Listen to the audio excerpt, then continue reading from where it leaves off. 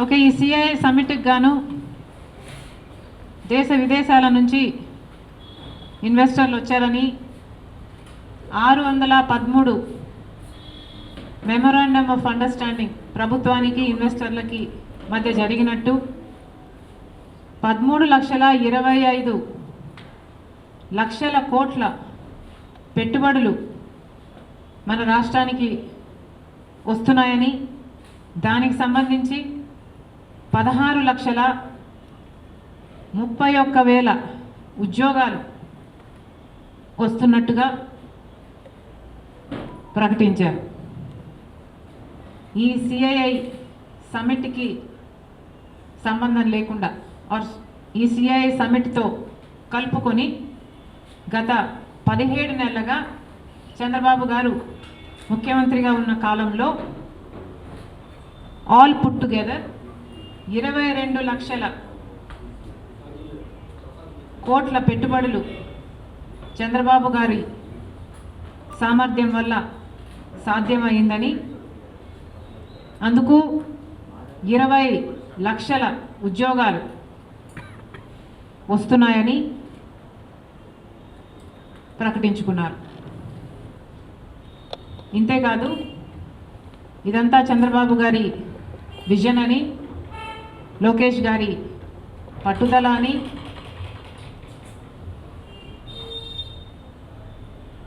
దూరంగా వెళ్ళిపోయిన లేదా పారిపోయిన ఇన్వెస్టర్లంతా ఇప్పుడు మళ్ళీ వెనక్కి వస్తున్నారని, ఆంధ్ర రాష్ట్ర ముఖ చిత్రం మారిపోతుందని, లక్షల కోట్ల పెట్టుబడులు వస్తున్నాయని, కుప్పం నుంచి ఇచ్చాపురం వరకు ఇక కంపెనీలని, ఇలా కూటమి నాయకులు చేస్తున్న హడావిడి అంతా ఇంత కాదు. వీళ్ళ హంగామా చూస్తుంటే నిజమైతే బాగుండు అని నవ్వుకోవాలో, లేకపోతే ఇంత మోసం చేస్తున్నందుకు బాధపడాలో మాకైతే అర్థం కావటం లేదు.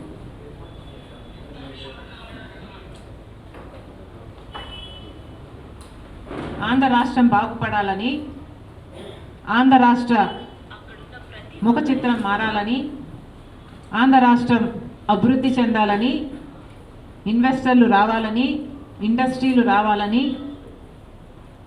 మరి ముఖ్యంగా మన బిడ్డలకు ఉద్యోగాలు రావాలని కాంగ్రెస్ పార్టీ మనస్ఫూర్తిగా కోరుకుంటుంది. ఈ స్పిరిట్ని స్పాయిల్ చేయటం మా ఉద్దేశం కాదు. కానీ ఎంఓయూల పేర్లతో, పెట్టుబడి పేరుతో, ఉద్యోగాల పేరుతో గత 11 సంవత్సరాలుగా జరుగుతున్న మోసాన్ని ప్రజల ముందు పెట్టడం మా బాధ్యత.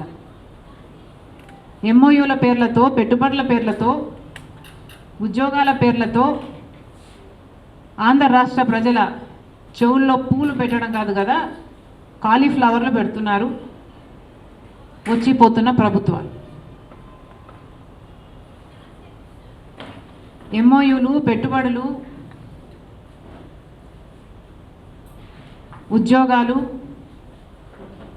ఈ పదాలన్నీ గత 11 సంవత్సరాలుగా చంద్రబాబు గారైనా, జగన్మోహన్ రెడ్డి గారైనా వాళ్ళ హైప్ కోసం వాడుకుంటున్నారు, పబ్లిసిటీ కోసం వాడుకుంటున్నారు, డబ్బా కొట్టుకోవడానికి వాడుకుంటున్నారు. కానీ ఆంధ్ర రాష్ట్ర ప్రజలకు మాత్రం కనీసం నాలుక గీసుకోవడానికి కూడా ఇవి పనికి రావటం లేదు. ఇదే చంద్రబాబు గారు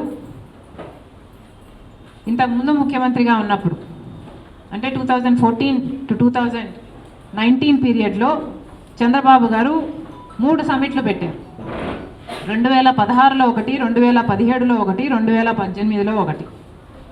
ఈ 3 సమిట్లకు గాను చంద్రబాబు గారు కుదుర్చుకున్న ఎంఓయూలు 1761 ఎంఓయూలు కుదుర్చుకున్నారు.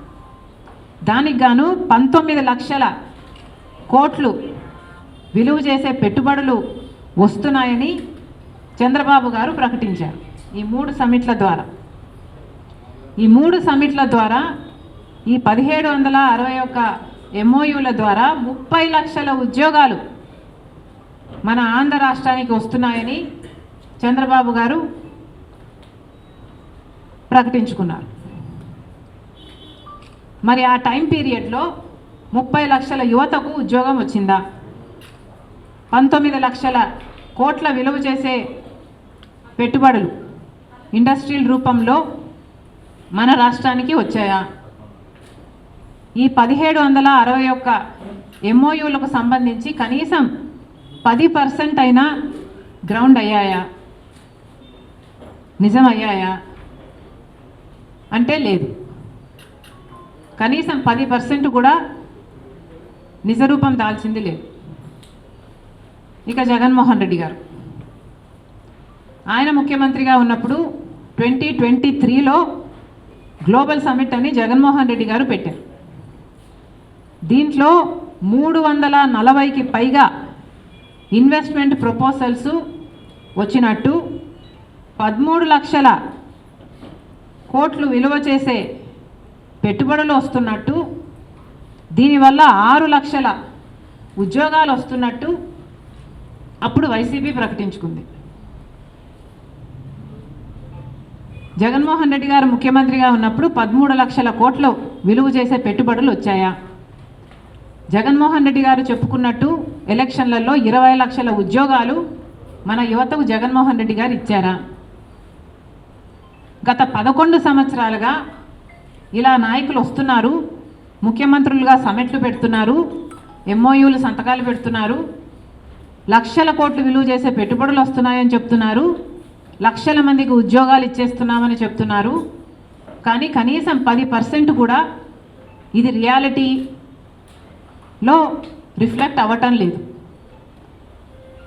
ఇన్ని లక్షల కోట్లు, 19 లక్షల కోట్ల రూపాయలు చంద్రబాబు గారు ముందు టర్మ్లో పెట్టుబడులు వచ్చున్నా మన రాష్ట్రం ఇలా ఉండేది కాదు.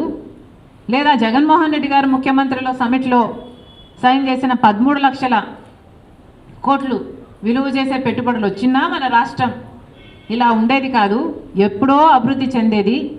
చంద్రబాబు గారి టైంలో 30 లక్షల ఉద్యోగాలు వచ్చున్నా, జగన్మోహన్ రెడ్డి గారి టైంలో 20 లక్షల ఉద్యోగాలు వచ్చున్నా మన రాష్ట్రంలో ఈరోజు 50 లక్షల నిరుద్యోగ యువత ఉండేది కాదు.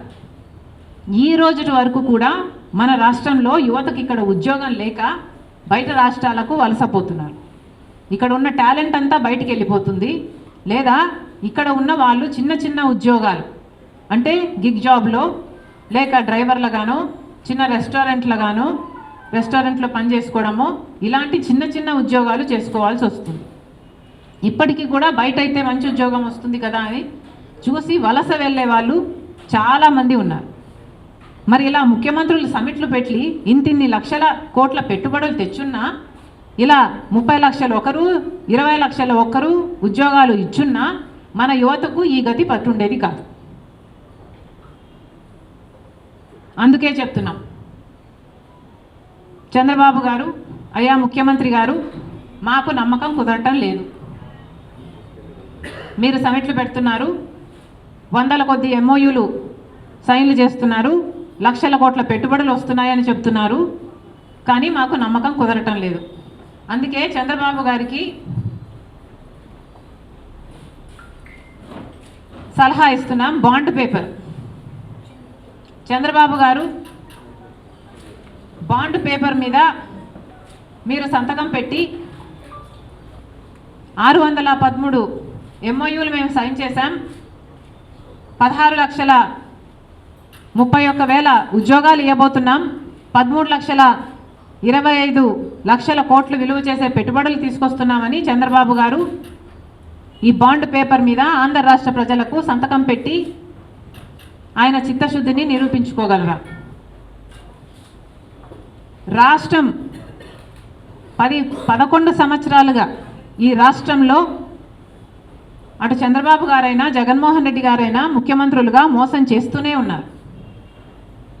ప్రత్యేక హోదా తెస్తామని మోసం చేయడం దగ్గర మొదలు పెడితే మన రాష్ట్రాన్ని లక్షల కోట్ల అప్పుల కుప్పల్లో ఇద్దరూ ముంచారు. పోలవరం 41 మీటర్లకే వాటర్ స్టోరేజ్ లెవెల్ను తగ్గిస్తే అదొక బ్యారేజ్గా లిఫ్ట్ ఇరిగేషన్ ప్రాజెక్టుగా మిగిలిపోతుంది అని తెలిసి కూడా అక్కడ మోసం మొదలు పెడితే విశాఖపట్నం స్టీల్ వరకు విశాఖ స్టీల్ని అదానికి ఇవ్వడానికి ఎన్ని కుతంత్రాలు, దాన్ని ఎన్ని రకాలుగా నష్టాల పాలు చేయాలో, ఒకవేళ సెయిల్లో విలీనం చేసినా లేకపోతే క్యాప్టివ్ మైన్స్ ఇచ్చినా అది లాభాల బాట పడుతుంది. కాబట్టి క్రమేణా దాన్ని కూనీ చేయటానికి, ఆంధ్ర రాష్ట్ర ప్రజలను మోసం చేయటానికి ఇద్దరూ పాల్పడ్డారు. ఇలా రాజధాని విషయం అయితేనేమి, లేక Kadapa steel factory public sector unit SAIL ద్వారా పబ్లిక్ సెక్టర్ యూనిట్గా ఒక స్టీల్ ఫ్యాక్టరీ నిర్మించాలి అన్నది మన విభజన హామీ అయితే, ఆ విషయంలో మోసం చేయడానికైనా ఏ విషయంలో అయినా ఇలా చంద్రబాబు గారు, జగన్మోహన్ రెడ్డి గారు ఇద్దరు రాష్ట్ర ప్రజలని 11 సంవత్సరాలుగా మోసం చేస్తూనే ఉన్నారు. అందుకే చెప్తున్నాం సార్, మాకు నమ్మకం కుదరట్లేదు. మీరు సమ్మిట్ పెట్టారు, ఇన్ని వందల ఉద్యోగాలు అన్నారు,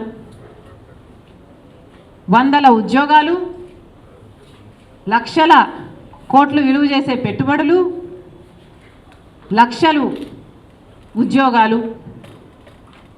ఓహోహో, ఎన్ని మాటలు! ఇవి ఏవైనా నిజరూపం దాలుస్తాయా? మాకు నమ్మకం లేదు. అందుకే అడుగుతున్నాం, చంద్రబాబు గారు ఈ బాండ్ పేపర్ మీద సంతకం పెట్టగలరా? ఈ సంతకం పెట్టగలిగితే ఆంధ్ర రాష్ట్ర ప్రజలు మిమ్మల్ని నమ్ముతారు.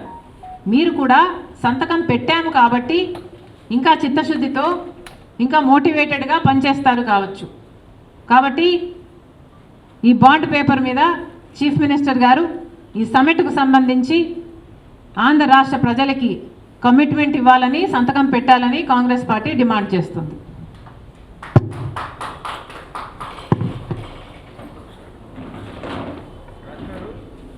చంద్రబాబు గారు ఈరోజు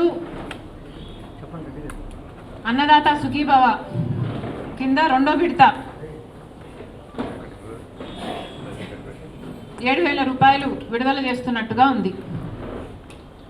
చంద్రబాబు గారు అన్నదాత సుఖీభవ కింద ప్రతి రైతుకి 20,000 రూపాయలు ఇస్తామని చెప్పారు.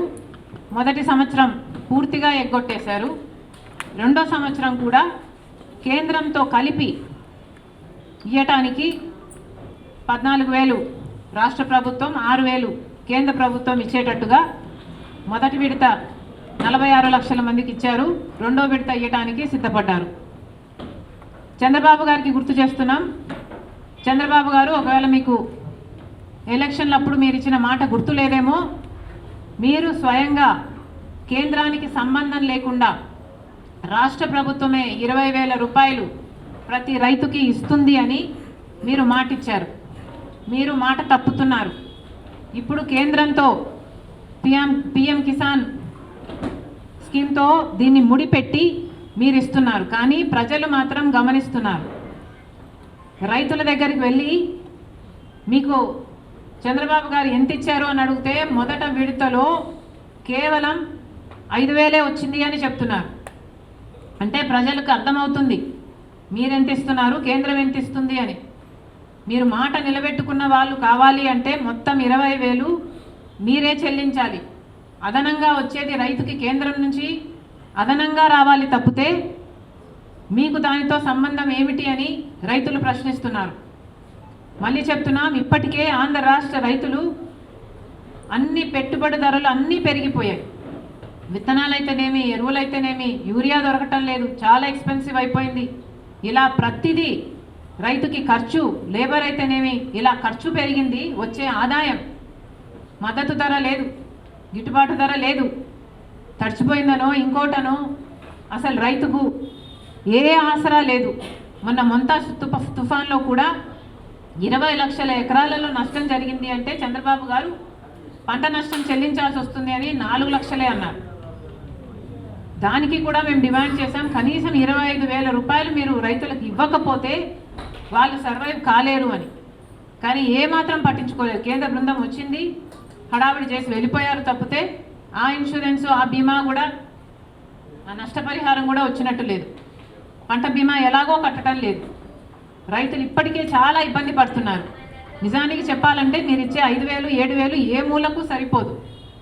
కానీ కనీసం ఇప్పటికైనా చంద్రబాబు గారు తన వాగ్దానం గుర్తు చేసుకోవాలి. అన్నదాత సుఖీ భవ, మీరు మాట నిలబెట్టుకున్న వాళ్ళు అవ్వాలి అంటే మొదటి సంవత్సరం కూడా ఇవ్వండి, ప్రతి సంవత్సరం 20,000 రూపాయలు మీరు ఇచ్చినట్టుగా రైతులకు ఇవ్వాలని కాంగ్రెస్ పార్టీ డిమాండ్ చేస్తుంది.